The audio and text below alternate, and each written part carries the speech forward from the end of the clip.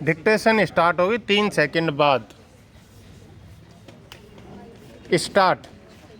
अध्यक्ष महोदय, उसके लिए सब कुछ करना है तो फिर कृषि उत्पादन का जो मूल आधार है, उस खाद और पानी की जो व्यवस्था है, उस पर ही कर लगाया जाता है, तो मेरे मन में आता है कि कहीं वित्त मंत्री महोदय अपनी ही बात को अपने ही सिद्धांतों के द्वारा तो काट नहीं रहे हैं।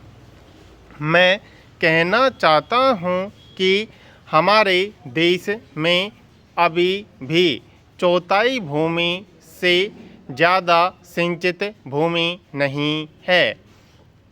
इस देश की जितनी कृषि योग्य भूमि है, उसका चौथाई से भी कम हिस्सा ऐसा है जो सिंचित भूमि के नाम से पुकारा जा सकता है। मेरी राय में अब समय आ गया है जबकि पिछले 2-3 वर्षों की नीति पर फिर विचार किया जाए और एक मात्रा में घाटे के बजट का सहारा लेकर ही सही आर्थिक तथा सामाजिक विकास योजना की गति को बहुत बढ़ा दिया जाए। इस मामले में मैं समझती हूँ कि तुरंत कार्यवाही होनी चाहिए ताकि आज जनसाधारण में जो असंतोष उभर रहा है, वह हानिकर दिशाओं में न चलने पाए। आज के राजनीतिक वातावरण की दृष्टि से भी मैं कहना चाहती हूँ कि विकास की गति को बढ़ाने की आवश्यकता सर्वोपरि है। जहाँ तक कि नए बजट के अंतर्गत कर नीति का संबंध है, अच्छा होता यदि मिट्टी के तेल जैसी वस्तुओं पर अतिरिक्त कर न लगाया जाता।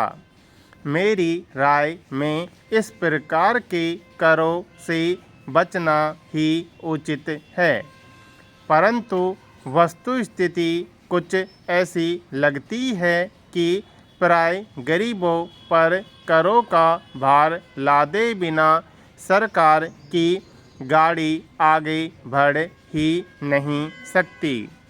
एक नया कर जिसे पहली बार वित्त मंत्री ने लगाने की ठानी है, वह कृषि संपत्ति संबंधी कर है। अब से पहले कुछ राज्यों में कृषि संबंधी आयकर लगाया गया था, परंतु उसके प्रशासन तथा वसूली आदि में इतनी कठिनाइयाँ आई कि राज्य सरकारों को अपनी नीति बदलनी पड़ी।